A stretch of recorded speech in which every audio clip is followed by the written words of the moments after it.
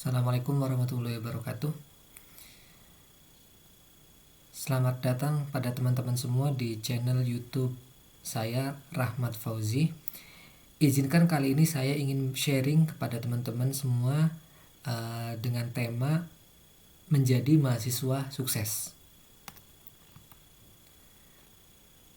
Kenapa sih saya ingin mengangkat tema ini? Karena saya ingin melihat beberapa fenomena gitu. Ada mahasiswa gitu, dia itu sangat sukses gitu. Misalkan gini nih, ada ceritanya Raini. Mungkin teman-teman pernah membaca beritanya ya. Raini, anak tukang beca, dia sukses raih gelar S3 di Inggris ya gitu. Kalau tidak salah pernah saya baca itu dia waktu S1 itu dia mendapatkan beasiswa bidik misi untuk mahasiswa yang kurang mampu dari Kementerian Pendidikan. Kemudian S2 S3 dia mendapatkan beasiswa dari LPDP dan sudah mendapatkan kabar bahwa dia itu sudah lulus meraih gelar S3 di Inggris. Ini yang pertama. Yang kedua, ini juga ada nih cerita yang sama mirip, namanya Lailatul Qomariah. Dia sudah berhasil lulus S3 ya, lulus S3 promosi doktoral di ITS gitu. Dia juga sama, latar belakangnya dari mahasiswa yang tidak mampu, bapaknya hanya tukang beca, tapi dia berhasil sukses gitu ya. Berhasil sukses di usia 27 tahun sudah doktor, sudah S3 gitu. Kemudian cerita yang lain adalah ini yang tidak kalah fenomenal. Ini ada S3 namanya Arif Setiawan, biasa disebutnya adalah Kiming gitu, Bang Kiming. Dia sudah S3 di Jepang, dapat gelar muri doktor teknik termuda di Indonesia, teknik mesin lebih tepatnya. Kemudian setelah dia lulus S3, dia juga mendirikan perusahaan skala internasional di Jepang dan di Indonesia gitu. Jadi ini sangat luar biasa ceritanya. Ada lagi cerita berikutnya, misalkan ini nih, ada mahasiswa baru usia 21 tahun tapi dia berhasil mengantongi uang 800 juta omsetnya dari jualan online di Bukalapak. Mungkin sekarang eranya Shopee, Tokopedia, atau kadang juga teman-teman bisa jualan juga di Instagram gitu, seperti itu. Jadi banyak sekali cerita-cerita dari mahasiswa Indonesia itu yang sudah sukses gitu, entah itu berkarir di akademik, entah itu karir profesional dan lain-lain gitu. Tapi yang saya tekankan di sini adalah bagaimana mereka itu ceritanya dari orang yang pas-pasan, dari keluarga yang tidak mampu, kemudian mereka bisa sukses gitu, meraih pendidikan tinggi, mereka berhasil membanggakan kepada orang tuanya gitu. Jadi orang tuanya tidak mampu, mereka bisa membuktikan kepada teman-teman di seluruh Indonesia bahwa mereka juga bisa berprestasi, bisa sukses gitu di akademik maupun di non akademik itu. Dan tentunya ini saya juga sebagai dosen ya gitu, kadang melihat fenomena ada mahasiswa yang semangat belajarnya, ada yang mahasiswa biasa-biasa saja gitu. Tentu ini kenapa sih saya juga menjadi tanda tanya besar gitu. Kenapa sih ada mahasiswa yang semangat belajar, ada yang biasa-biasa saja gitu. Nah, ini mungkin juga di sisi lain nih. Ini pengalaman saya sebagai dosen juga gitu. Ada mahasiswa yang ketika saya ngajar gitu ya, mereka itu di belakang entah itu apa yang dibuka gitu, entah itu dia itu chattingan dengan temannya kah, entah itu mereka itu ngantuk kah, atau entah mereka itu nonton Facebook kah, atau buka YouTube, atau malah main game gitu di belakang gitu. Itu ada gitu fenomena seperti itu. Ini tidak bisa dipungkiri itu. Kadang-kadang saya juga melihat fenomena kayak gitu. Jadi ada mahasiswa yang semangat belajar, ada mahasiswa yang pikiran kosong, tatapan kosong lah gitu. Jadi mereka itu mau belajar atau mau enggak gitu, hanya fisiknya ada di kelas tapi pikirannya itu ada di mana gitu, nggak tahu ada di mana gitu, seperti itu ya. Baik, setelah saya mempelajari gitu ya dari internet, dari buku, dari apa, Jadi saya ingin membagikan tipsnya kepada teman-teman semua. Rahasia dan pola bagaimana sih menjadi mahasiswa sukses gitu. Tentu kalian juga kan pingin menjadi mahasiswa sukses gitu. Ingin membanggakan orang tua dan lain-lain gitu ya. Ingin punya prestasi dan macam-macam. Tentu beda-beda gitu. Nah, saya membaca dari internet, dari googling gitu, dari buku Tung Desem Waringin, dari buku juga Napoleon Hill, Think and Grow Rich gitu. Ini merupakan buku-buku bestseller gitu, baik di Indonesia maupun di dunia. Kalau Tung Desem Waringin di Indonesia ya, tapi kalau Think and Grow Rich ini sudah skalanya skala internasional buku ini gitu. Jadi setelah saya membaca gitu, membaca pola dari motivator dan lain-lain gitu. Jadi yang pertama, rahasia pola mahasiswa sukses adalah yang pertama adalah orang sukses mempunyai tujuan yang tertulis. Ternyata rahasia yang pertama. Ini bukan hanya mahasiswa saja ya, tapi orang sukses gitu mempunyai tujuan yang tertulis. Rahasia yang pertama gitu. Kok bisa Pak? Bisa seperti itu? Bisa. Jadi ternyata rahasia mempunyai tujuan yang tertulis ini pernah ada penelitian sebelumnya. Jadi ada penelitian di mahasiswa S2 jurusan bisnis administrasi di Harvard Amerika gitu. Jadi ada penelitian kepada mahasiswa ini diminta menjawab pertanyaan-pertanyaan, kemudian mereka disuruh menulis tentang tujuan mereka di masa depan itu apa gitu. Ataupun apakah sudah menyiapkan rencana-rencana khusus untuk mewujudkan mimpi setelah lulus gitu ya, setelah jadi mahasiswa S2 ini gitu. Nah, ini ada penelitian, kemudian ternyata ya hanya 3% mahasiswa dari 100% mahasiswa tadi gitu. Hanya ada 3 mahasiswa yang menuliskan goal-goal mereka secara detail ya. Kemudian 13%-nya dari 100% mahasiswa itu mengaku memiliki tujuan tetapi tidak dituliskan, alias hanya disimpan dalam pikiran saja. Ya, hanya diangan-angan lah istilahnya kalau orang Indonesianya bilang gitu. Kemudian 84% lainnya justru tidak mempunyai tujuan sama sekali gitu.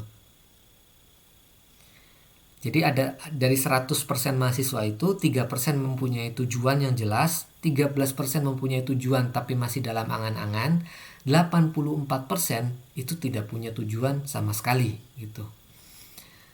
Kemudian setelah 10 tahun berselang, siswa-siswa tersebut diwawancarai lagi dan ternyata hasilnya sangat menakjubkan gitu.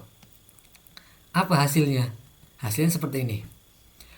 Kelompok yang pertama, kelompok mahasiswa yang punya tujuan tapi tidak menuliskannya berpenghasilan 2 kali lipat daripada kelompok yang tidak sama sekali tidak mempunyai tujuan. Jadi yang tadi yang punya tujuan itu hasilnya punya hasil 2 kali lipat. Ternyata mereka sukses 2 kali lipat daripada yang tidak punya tujuan sama sekali gitu. Nah, sementara kelompok mahasiswa yang 3% tadi yang menulis secara detail gitu, tujuannya apa namanya, saya ingin mencapai karir apa gitu. Ternyata mempunyai penghasilan 10 kali lipat dari total 97% yang lain. Ya. Jadi yang 30% itu 10 kali lipat jauh meninggalkan teman-temannya yang tadi yang hanya punya tujuan tapi di angan-angan ataupun yang tidak punya tujuan sama sekali gitu. Ternyata berbeda hasilnya gitu antara yang punya tujuan mendetail ditulis dengan yang tidak punya tujuan ataupun yang punya tujuan tapi hanya di angan-angan. Ternyata hasilnya adalah 10 kali lipat gitu. Ini sebuah penelitian yang objeknya di S2, mahasiswa S2 Harvard seperti itu. Nah, jadi mungkin setelah dari penelitian itu kita gitu coba untuk mendefinisikan mimpi-mimpi yang besar gitu. Mimpi-mimpi yang besar nggak apa-apa gitu ya, namanya mimpi itu sedefinisi kalian apapun lah, bebas gitu. Misalkan nih menjadi mahasiswa berprestasi tingkat nasional, nggak apa-apa, mimpi aja dulu gitu, siapa tahu kan ya terwujud gitu. Ataupun Ini untuk mahasiswa yang aktif nih. Jadi pengen punya mimpi bagaimana saya punya IP 3,5 dan saya juga punya aktif di organisasi di kampus gitu. Seperti itu.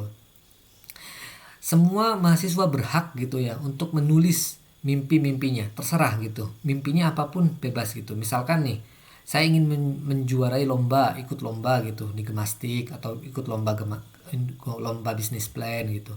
Kemudian saya ingin mendapatkan kerja di BUMN, misalkan nih di Telkom Indonesia setelah lulus gitu. Ataupun saya juga ingin menjadi pengusaha IT setelah lulus. Itu tidak ada masalah gitu. Cobalah untuk bermimpi yang besar gitu, menurut definisi kalian masing-masing gitu. Tidak ada salahnya gitu kalian bermimpi, tapi sebisa mungkin mimpinya yang detail ya, yang detail. Jadi saya ingin jadi pengusaha dengan pendapatan 100 juta dolar gitu misalkan. Nggak masalah gitu. Yang penting mimpi aja dulu ditulis gitu. Gitu, ditulis mimpinya. Nah, kemudian ini saya punya pengalaman unik ya, teman-teman ya. Jadi ini saya pengalaman pribadi gitu. Di tahun 2019 ya, saya menulis di kertas beberapa tujuan saya di tahun 2019. Di antaranya adalah saya ingin berangkat umroh bersama keluarga, bersama istri saya gitu. Ya. Ternyata qadarullah gitu.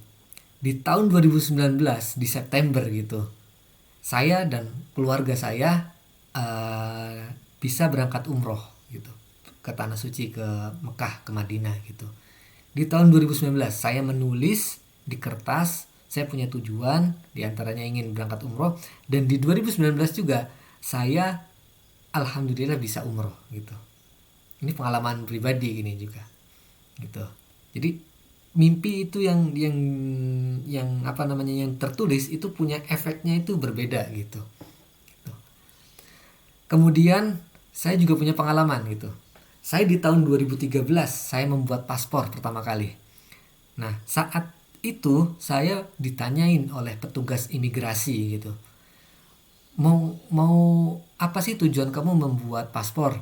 Saya waktu itu iseng menjawab gitu. Saya ingin ke Malaysia gitu di tahun 2013 gitu. Ya hanya di angan-angan saja gitu, tapi tidak tertulis. Dan alhamdulillahnya di tahun 2019 saya ke Malaysia. Saya bisa pergi ke Malaysia. Tetapi ini sungguh ada perbedaan gitu ya. Ketika antara tujuan yang tertulis dengan tujuan yang tidak tertulis. Di 2013 saya punya mimpi datang ke Malaysia, tetapi baru terwujud mimpi itu di tahun 2019 gitu. Ya mungkin sudah takdir juga sih. Tapi di sini ada sebuah keniatan yang berbeda kalau menurut pendapat saya ya. Kalau kita punya tujuan yang tertulis, kita terus mengulang-ulanginya gitu ya, afirmasi lah istilahnya gitu, ataupun cita-cita, semoga mengsugesti diri sendiri gitu. Semoga saya bisa ke umroh gitu, ataupun semoga saya bisa datang ke Malaysia gitu. Padahal itu hanya perbedaannya ditulis dan tidak tertulis, tapi efeknya beda gitu. Terwujud dan tidak terwujudnya itu beda. Jadi cita-citanya waktu itu saya tahun 2013, tapi baru terwujud di 2019. Berbeda dengan ini, ya saya tulis gitu. Saya nulisnya di 2019, ternyata saya juga alhamdulillahnya bisa berangkat di tahun 2019, di tahun yang sama gitu. Itu ternyata salah satu kunci sukses polanya adalah ditulis gitu. Ditulis dalam kertas gitu. Ambil kertas, ditulis apa detail, sehingga kita punya bayang-bayang gitu, menjadi alam bawah sadar kita ingin mencapai tujuan tersebut gitu. Nah, ini mungkin tipsnya lagi ya, lebih detail. Goalnya itu semoga ditulis dengan goal setting. Polanya adalah SMART: specific, measurable, attainable, relevant, time bound. Jadi bagaimana nulisnya itu di spesifik, di tahun ini saya punya target ini. Kemudian measurable itu terukur gitu ya. Jangan sampai kita punya cita-cita pengen ke bulan, padahal belum tentu punya duitnya untuk ke bulan gitu. Attainable sama lah itu. Relevan, jadi cita-citanya itu relevan. Kita juga harus mengukur diri sendiri gitu. Kemudian yang nggak kalah pentingnya adalah time bond. Time bond itu adalah ada waktunya gitu, ada waktunya. Kapan sih saya mau mencapai mimpi itu, tujuan itu, cita-cita itu gitu. Itu ter tertulis dan punya waktu gitu. Kalau kalau bisa, misalkan nih saya pengen punya naikkan IP lah, IP indeks prestasi akademik gitu ya. Saya ingin awalnya misalkan IP 3,00. Saya ingin di semester ini naik menjadi IP 3,4 misalkan. Nggak masalah. Jangan sampai saya ingin naik IP-nya tapi nggak tertulis berapa naiknya. Nanti hasilnya akan berbeda gitu. Antara yang tertulis, punya target yang tertulis 3,4 dengan apa namanya tidak tertulis, saya pokoknya ingin naik gitu. Nanti kalau ingin naik itu targetnya ya nggak tertulis gitu. Apa namanya, alam bawah sadarnya tuh kadang itu tidak menjadi semangat, beda loh hasilnya gitu loh. Kitanya pun ketika ingin mewujudkan cita-cita tersebut berbeda hasilnya itu. Ini silakan ya. Kemudian ini mungkin kalian mencobalah ambil kertas gitu, silahkan tulis definisi sukses dan target menurut teman-teman masing-masing. Tentu setiap orang beda-beda ini hasilnya. Ada yang punya target ingin ikut lomba, ada ingin apa, ingin meningkatkan IP, ingin jalan-jalan ke Paris ataupun ingin jalan-jalan ke Singapura gitu, ingin keliling Indonesia, naik gunung. Tentu ini beda-beda gitu setiap orangnya. Silakan kalian tulis sendiri-sendiri, ambil sebuah kertas, bebas gitu. Tapi tadi ya, tertulis, tertarget dan detail, time bound, ada waktunya gitu. Jadi yang pertama adalah definisi orang sukses adalah orang yang berani bermimpi besar dan mendefinisikan suksesnya masing-masing gitu. Cobalah bermimpi besar, jangan takut bermimpi besar gitu. Saya ingin S3 di Jepang gitu, nggak masalah gitu. Saya ingin S2 setelah kerja gitu, pengen biaya sendiri, mendapatkan beasiswa dari pemerintah Indonesia gitu, nggak masalah. Saya ingin jadi dosen gitu, nggak masalah gitu. Semua orang punya hak mimpinya masing-masing dan bisa mendefinisikan kesuksesannya masing-masing. Itu yang pertama polanya.